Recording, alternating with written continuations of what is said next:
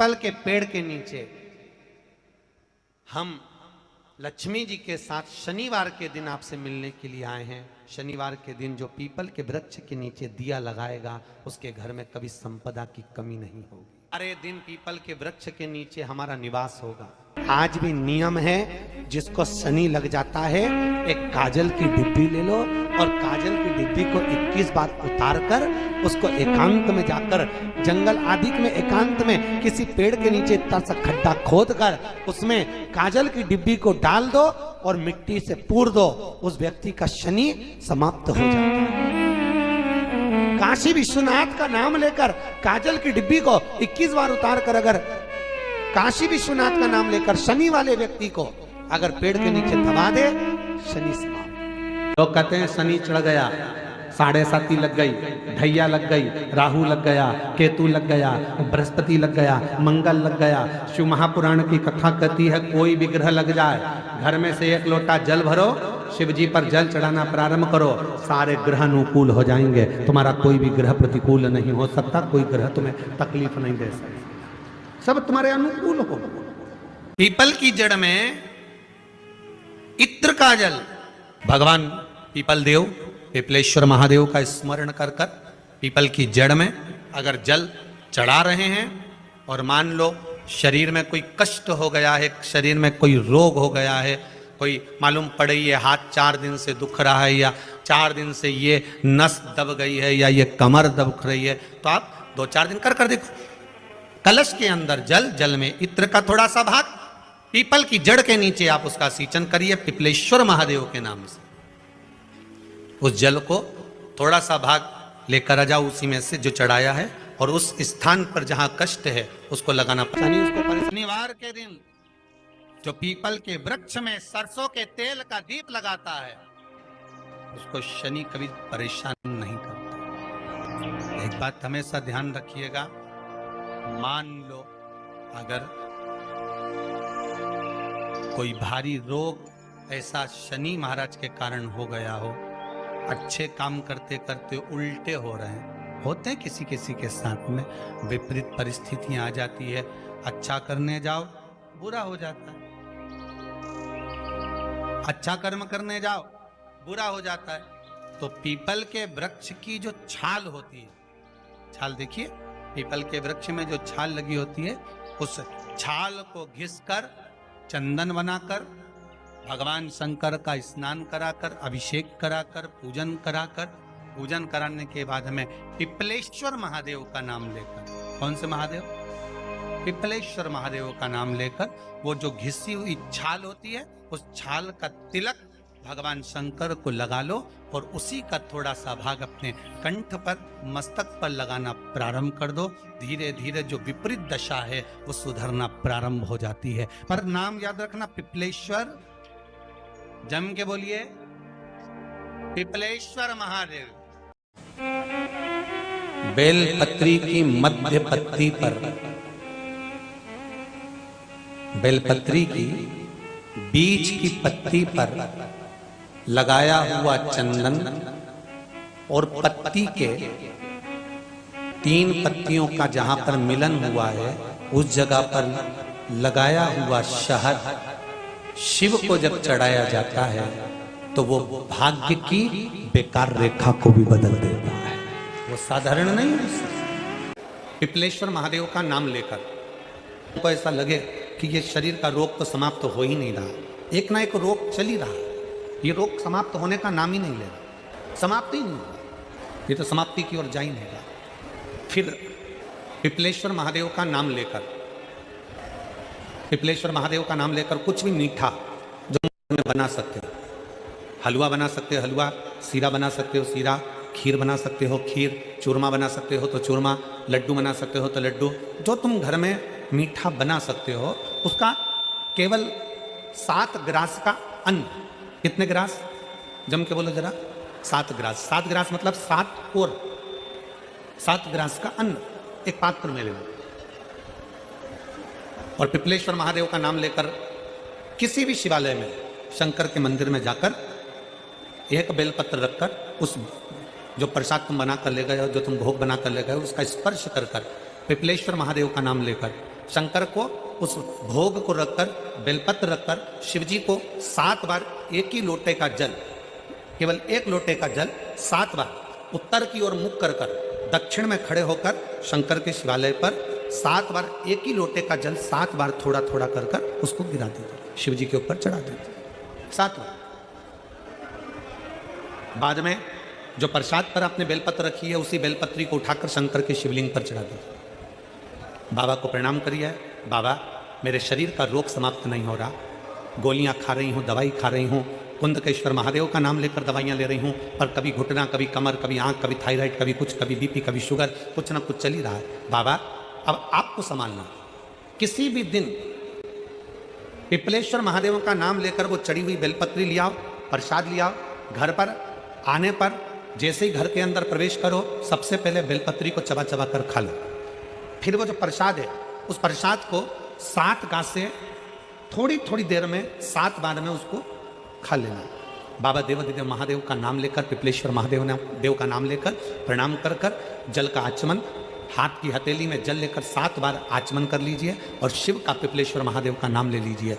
धीरे धीरे 15 दिन लगेंगे और 15 दिन में बीमारियां अपने आप कम होना प्रारंभ हो जाएगी और बाबा आपका हाथ पकड़कर आगे बढ़ाएंगे। कि बीमारी खत्म ही नहीं हो रही, कभी पाँव में दर्द आ गया, कभी कमर में दर्द आ गया, कभी पीठ में दर्द आ गया, कभी सिर में दर्द आ गया, कभी आंखों में तकलीफ हो गई, कभी दमा चलने लगा, सांस चलने लगी, कभी डॉक्टर को दिखाया तो थायराइड हो गया, कभी मालूम पड़ा कि मेरा कोई ब्लड कम हो गया, कोई प्लेटलेट कम हो गई, कोई कुछ हो गया, कोई कुछ हो गया। डॉक्टर को दिखाओ, डॉक्टर जो दवाई दे कुंदकेश्वर महादेव के नाम से उसको खाओ, के नाम से उसको खाओ। जिस दिन दिल से हारो ना, थोड़ी तकलीफ़ों में अगर घिर जाओ, तकलीफ़ें आ जाएं, कष्ट आ जाए, तकलीफ़ें जिस दिन तुम्हारे भीतर बहुत ज़्यादा मात्रा में आ जाए, उस दिन 3 बेलपत्र, एक बेलपत्र में पीला चंदन, बीच वाली पत्ती।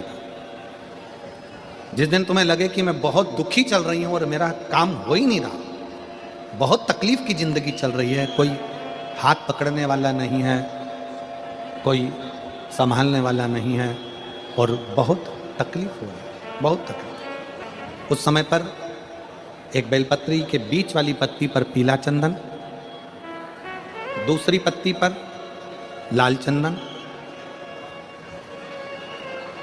और तीसरी पत्ती पर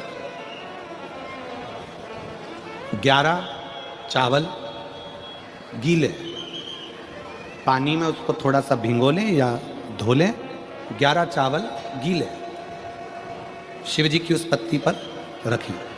सबसे पहला पीला चंदन का बेलपत्र, दूसरे नंबर पर लाल चंदन का बेलपत्र, तीसरे नंबर पर जो 11 चावल आपने धोकर रखे हैं वो हाथ की हथेली में रखना है और हाथ की हथेली में रखकर अपनी कामना कर कर भगवान शंकर से विनय कर कर पंचाक्षर मंत्र नमः शिवाय या षडाक्षर मंत्र ओम नमः शिवाय या श्री शिवाय नमस्तुभ्यम बोलकर उस बेलपत्र पर सीधे हाथ में रखकर उल्टे हाथ का स्पर्श कर कर बाबा से अपने मन के भाव कहकर शंकर के शिवलिंग पर उसे समर्पित कर दीजिए। एक ही लोटा जल, जहां से जल बहता है अशोक सुंदरी वाली जगह, एक ही लोटा जल, जहां से जल बहता है उस जल बहने वाली जगह पर 3 बार उस जल को अपनी कामना कर कर श्री शिवाय नमस्तुभ्यम या पंचाक्षर मंत्र या षडाक्षर मंत्र बोलकर 3 बार उस स्थान पर गिरा दीजिए। गिराने के बाद में बाबा से विनय कर कर अक्षत वाली जो बेलपत्र है, एक बेलपत्र और एक अक्षत उसमें से अपने लिए लेकर आ जाओ। उसको 2 महीना 3 महीना अपने घर में रखिए। जितना भी दुख है धीरे धीरे बाबा समाप्त कर कर खुशियां घर में लेकर आता ही तो होगा। खुशियां घर में आएगी जरूर। जब घर से निकलो तो काम जरूर कर कर निकलो। पहला, घर में जो भगवान का मंदिर है, घर में जो भगवान का देव स्थान है, देवालय है, शिवालय है, उसको नमन करो, प्रणाम करो, विनय करो। दूसरा, घर से निकलते समय अपने घर का जो बुजुर्ग हैं, अपने घर के जो बड़े हैं, उनको नमन करो, उनको प्रणाम करो। एक परमात्मा का साथ और दूसरा घर के बुजुर्गों का आशीर्वाद हमारे साथ चलता है तो निश्चित है उसका फल हमको मिलता जरूर है। कहीं विघ्न में हम पड़ रहे हों, विघ्न में हम गिर गए हों, पड़ गए हों, तो उस विघ्न से निकलने के लिए घर के बुजुर्गों का आशीर्वाद और महादेव की कृपा, ये दोनों ही हमारे लिए श्रेष्ठता देते हैं। शंकर है, मन में कोई संशय उत्पन्न हो गया, मन में कोई बड़ी भारी संकट उत्पन्न हो गया, कोई ऐसी बात तुम्हारे मन में आकर खड़ी हो गई है जिस बात का कोई निर्णय नहीं निकल रहा, तो एक बेलपत्र को हाथ की हथेली में रखकर अपने हृदय से उसको लगाकर मन से बाबा को अपने मन की बात कहकर जब वो बेलपत्र हम शिव जी को समर्पित करते हैं, मान लो हम कुछ नहीं कह पाए बाबा भोलेनाथ जी को, हम अपने दिल की बात शंकर भगवान को कुछ नहीं बता पाए और कुछ रह भी गया तो हमारे मन की बात भगवान देवाधिदेव महादेव स्वीकार कर लेते हैं एक बेलपत्र के माध्यम से। जो हम चाहते हैं शिव उसको स्वीकार कर कर हमारी झोली खुशियों से भरना प्रारंभ कर देते। एक बेलपत्र हमारी पूरी बात को शिव जी तक कह देती है। एक बेलपत्र, एक दुर्वा, एक चावल का दाना रखकर आपने दिल से 108 बार श्री शिवाय नमस्तुभ्यम घर में बोलो और अपना जो पानी का स्थान होता है, मटका, हंडा, परिंडा, जिसको आप क्या बोलते हो यहाँ हमें नहीं मालूम, उसका स्पर्श कराकर आपके घर के नजदीक में जो शंकर का मंदिर हो उस शंकर के मंदिर में उत्तर की ओर मुख कर कर वो बेलपत्र, दुर्वा, चावल का दाना शिव जी पे समर्पित कर दो।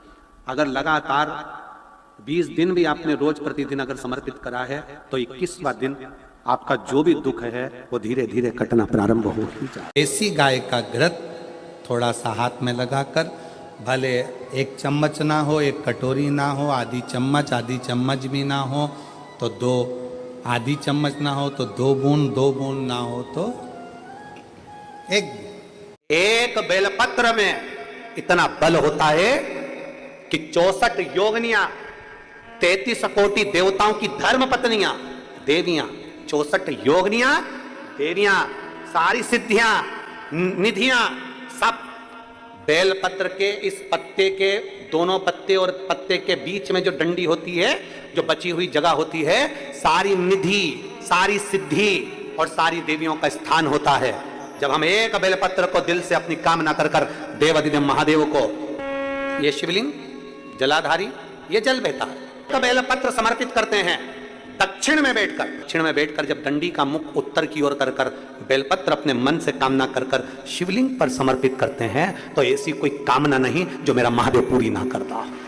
मान लो बहुत बड़ा रोग हमारी जिंदगी में आ गया, बहुत बड़ी बीमारी हमारी जिंदगी में आ गई, डॉक्टर की दवाई भी ले रहे हो, इलाज भी करवा रहे हो, जांचें भी करवा रहे हो, सब कुछ कर रहे हो, सब कुछ, उसके बाद भी यदि आराम नहीं लग रहा, उसके बाद भी अगर हमको हमारे शरीर में आराम नहीं लग रहा तो फिर हम क्या करें? तब 2 लोटा जल लीजिए, 5 बेलपत्री शिव जी पर चढ़ा दीजिए और जल की धार दोनों हाथों से धीरे धीरे कुंदकेश्वर महादेव का नाम लेकर जल की धार चढ़ाना प्रारंभ करें। एक बेलपत्र और शिव जी पे चढ़ा हुआ जल लेकर आ जाइए, जल को सुबह पी लीजिए, बेलपत्र को प्रदोष काल के समय पर चबा चबा कर खाना प्रारंभ कर लीजिए, दवाई लगना चालू हो जाएगी, शरीर को आराम लगना प्रारंभ। द्वितीया कौन सी तिथि? अरे बोलो जम के, शुक्ल पक्ष की द्वितीया के द्वितीया चंद्रमा का दर्शन करना चाहिए और शुक्ल पक्ष के द्वितीया चंद्रमा का दर्शन कर कर प्रदोष काल के समय पर, कौन सा काल? शाम के समय। प्रदोष काल मालूम है सबको? सूर्य जब डूबता है उसके 45 मिनट पहले से सूर्य डूब जाए उसके 45 मिनट बाद तक।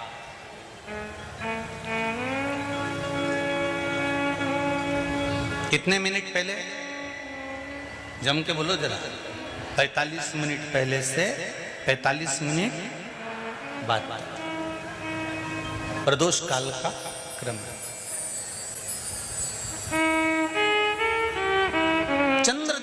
दर्शन कर कर कच्चे दूध का छींटा, सफेद पुष्प चंद्र को समर्पित करो, सफेद चंदन का छींटा चंद्रदेव को दीजिए।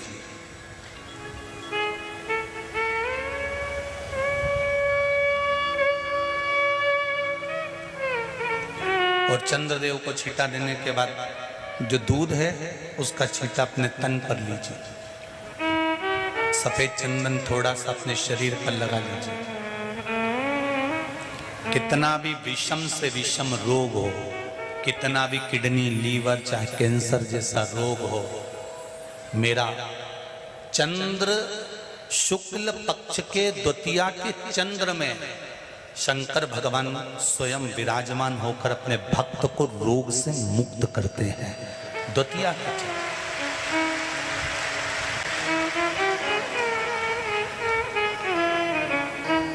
जम के बोलो कौन सी तिथि है? शुक्ल पक्ष के द्वितीया तिथि का चंद्र का दर्शन व्यक्ति को जीवन का सुख देता है। जिसके आंखों में तकलीफ हो, श्रवण शक्ति में तकलीफ हो, बोलने में, मुख में तकलीफ उत्पन्न होती हो, भारी से भारी रोग, हम पहले भी कथा में कहे, आज फिर कहते हैं, जिसकी लीवर, किडनी, जिसकी काया बेकार हो रही हो,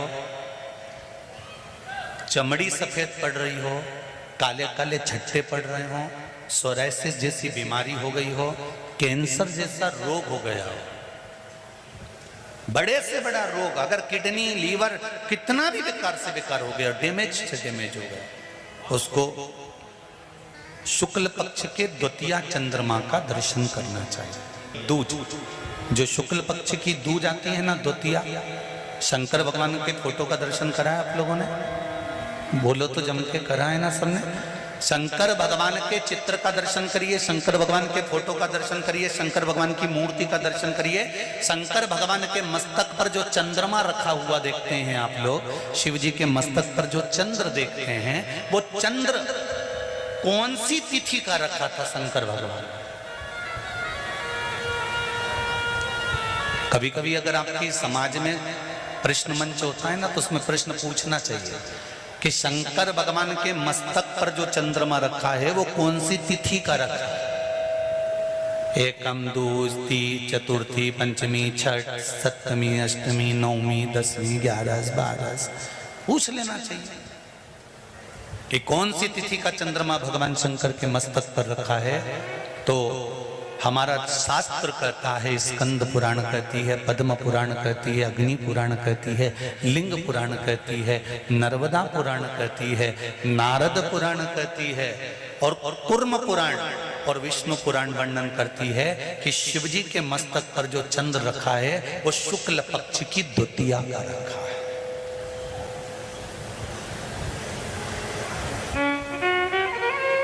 कैलेंडर किस किस के घर में?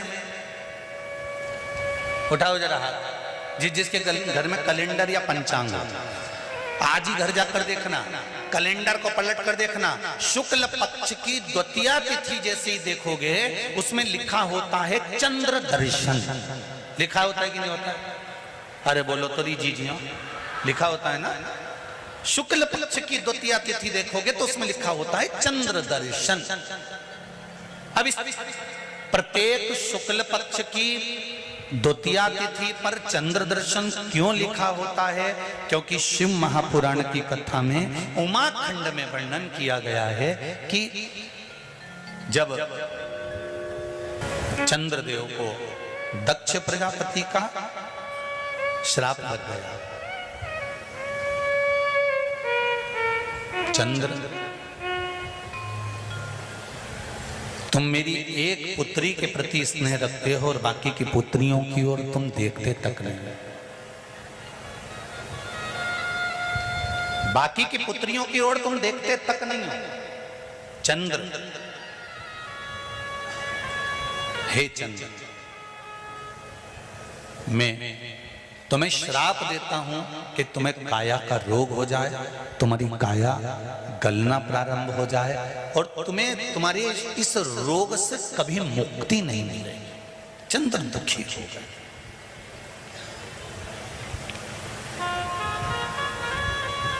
ऐसा नहीं है कि चंद्रदेव कहीं गए नहीं, चंद्रदेव सब जगह गए। भगवान विष्णु के पास भी गए, भगवान ब्रह्मा जी के पास भी गए, इंद्रदेव के पास भी गए। सब जगह घूमने के बाद भी चंद्रदेव को जब सुख का भान नहीं हुआ, तब देवऋषि नारद के पास पहुंचे। जब जीवन में बहुत दुख आकर खड़ा हो जाए और उस दुख का कहीं निवारण न मिले, तो कोई सतगुरु की शरण चले जाओ।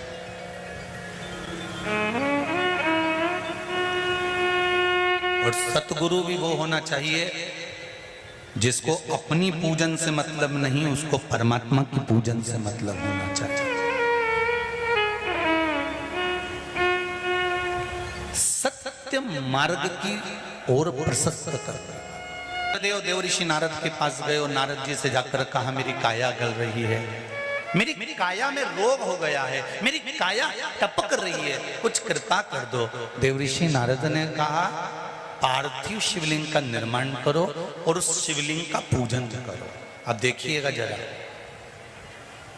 33 कोटि देवी देवता में कोई ऐसा देवता नहीं रहता जो शंकर भगवान के शिवलिंग का पूजन नहीं करता हो या निर्माण नहीं करता। चंद्रदेव देवऋषि नारद के कहने पर शिवलिंग का निर्माण करते हैं, पूजन करते हैं, आराधना करते हैं, अर्चना करते हैं। चंद्रदेव भगवान शंकर की आराधना में डूब जाते हैं और आराधना करते करते करते करते करते भगवान शंकर प्रकट नहीं हुए, तब चंद्र और दुबले होते चले गए, और दुर्बल होते चले गए।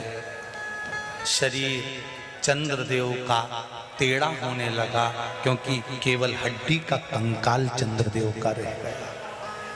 मांस काया टपक टपक कर गिरती रही और चंद्रदेव की काया जब और शिथिल होती गई, एकदम दुर्बल होते चले गए।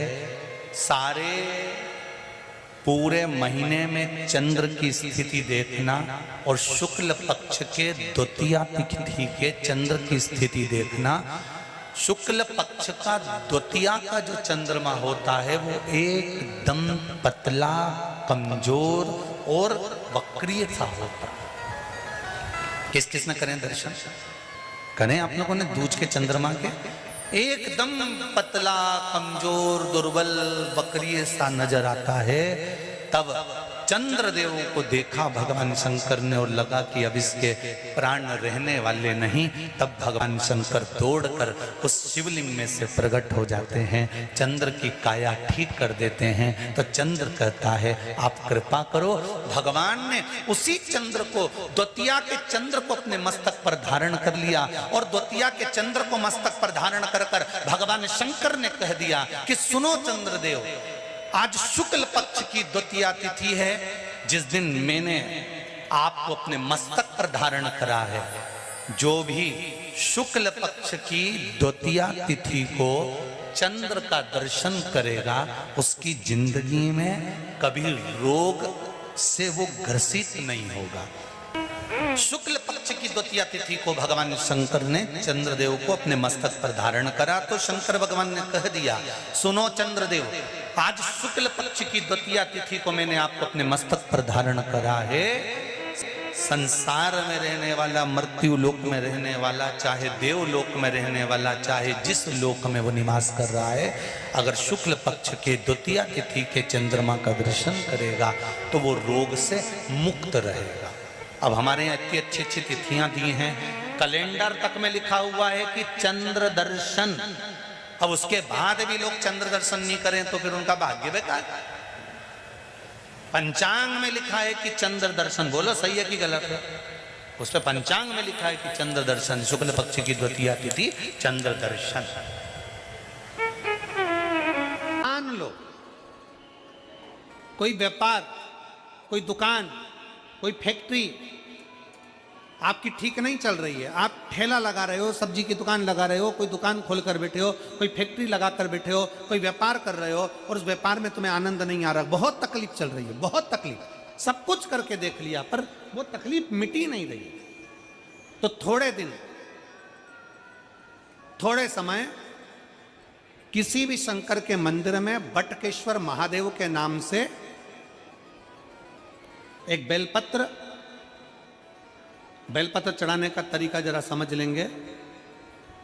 आप अगर जिस दिशा में खड़े हो, अगर आप शंकर के शिवलिंग के इधर हो तो बेलपत्री का डंडी का मुख आपकी ओर होना चाहिए।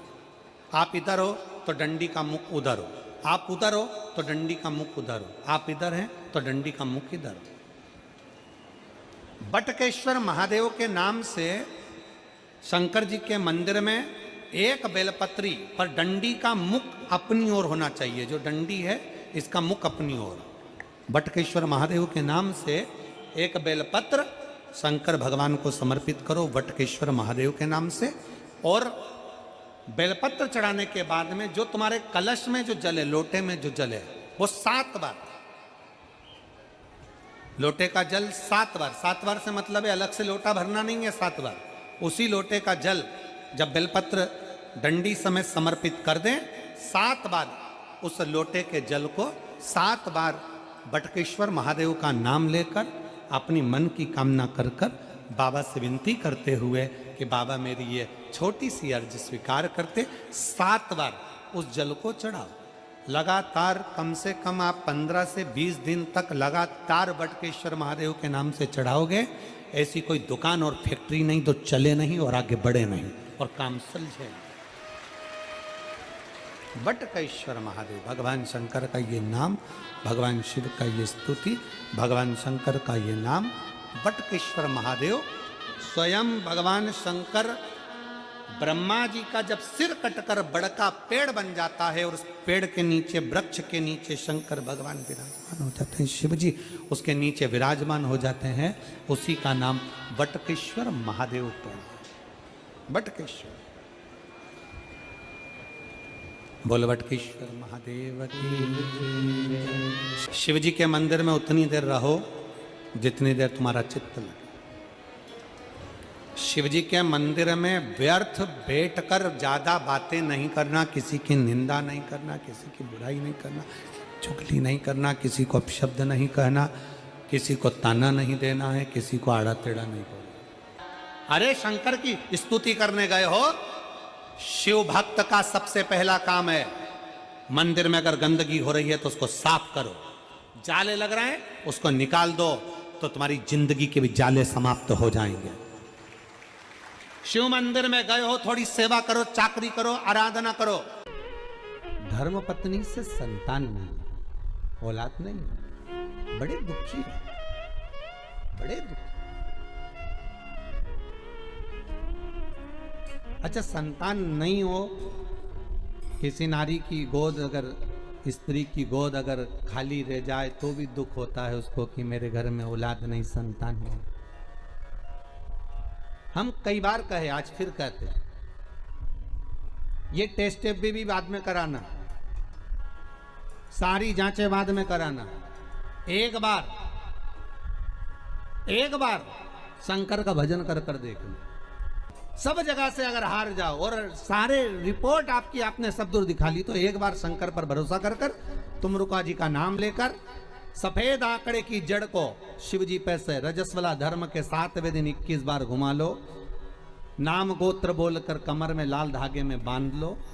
पीपल के पत्ते शिव जी को चढ़ाओ, उठा कर लाओ। उस एक पत्ते को रात्रि को गाय के दूध में उकालो और उस दूध को दोनों पति पत्नी पियो। साथ रहिए, समय आएगा, बाबा चाहेगा तो 3 या 4 महीने में गर्भ ठहर ही जाएगा। सारे डॉक्टर को दिखा लिया अपनी जगह, टेस्ट भी करवा लिया अपनी जगह, पर एक बार प्रयोग, और वो विश्वास रखकर करना पड़ेगा। शंकर पर जो भी कार्य कर रहे हो आप, जो उपाय कर रहे हो आप, शिव का स्मरण कर, भगवान पर अगर विश्वास रखोगे, भरोसो दृढ़ इन चरणन कहो, श्री वल्लभ नक चंद्र छटा बिन सब जगमा ही अंधेरो। अगर भरोसा है तो शंकर है, और भरोसा नहीं तो शिव कहां से। विश्वास लेकर अगर आए हो तो काम तो होगा। ये लोग काशी से आए हुए हैं, विश्वास लेकर ही तो आए होंगे कि हम जाएंगे शंकर की कथा में तो बाबा कृपा जरूर करेगा। कई लोग यहाँ पर बैठे हुए हैं जो विश्वास लेकर आए हुए हैं, दूर दूर से आए हुए हैं, केवल विश्वास लेकर कि भगवान कृपा करेगा किसी ना किसी रूप में। मुझे विश्वास है कि बाबा मेरी सुनेगा। और फिर कहता हूं, कथा में अगर आपने मन लगा लिया, भले टीवी चैनल के माध्यम से श्रवण कर रहे हो, भले मोबाइल के माध्यम से श्रवण कर रहे हो, भले पंडाल में सुन रहे हो, बाबा से अगर दिल से आपने अगर कह दिया तो 3 महीना बहुत होता है सब कामना पूरी होने के लिए। मेरा बाबा आपको कुछ ना कुछ दे ही देता है, बस आपकी रुचि के अनुसार सुख प्रदान कर ही देता है। आप उस पर विश्वास, भरोसा,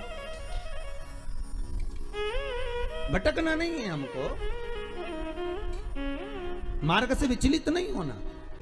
लंबी बाती का प्रमाण अलग होता है। लंबी बाती क्यों लगाई जाती है? भगवान के मंदिर में दीप में, देवियों की पूजन में, लक्ष्मी की वृद्धि के लिए। कौन से देवता क्या लंबी बत्ती लगती है और कौन से देवता क्या गोल बत्ती लगती है, उसका भी प्रमाण बनना। किसी देवी की पूजन करो तो लंबी बत्ती आती है, कुल देवता की पूजन करो तो लंबी बत्ती आती है। किसी मंदिर में किसी देवता को लगाने जाओ तो गोल बत्ती लगती है, उसका भी प्रमाण है। लंबी बत्ती जहां लगाई है, अगर लक्ष्मी के सामने लगाई है तो लक्ष्मी की लंबाई बढ़ती है, लक्ष्मी की वृद्धि बढ़ती है। अगर कुल देवता के नाम की लगाई है तो वंश की वृद्धि होती है। इसलिए हमारे यहाँ अमावस्या पूनम को जो पाटे माटे भराते हैं उसमें गोल बत्ती नहीं लंबी लगाई जाती है, जिससे हमारा वंश बढ़े। नवरात्रि में देवी जी की जो बाती लगाई जाती है वो लंबी लगाई जाती है, गोल नहीं। क्यों? क्योंकि जिससे माँ हम पर कृपा बनाकर रखे, हमारा वंश खूब बढ़े, हमारे यहाँ लक्ष्मी की वृद्धि हो। स्थिर बाती, गोल बाती लगाई जाती है ब्रह्मा के मंदिर में, इंद्र के मंदिर में, देवता के मंदिर में। तुलसी के सम्मुख में लंबी बाती नहीं लगती, तुलसी के सम्मुख में गोल बाती लगाई जाती है महाराज, जिससे स्थिरता का भाव केंद्रित हो। स्थिरता का भाव की।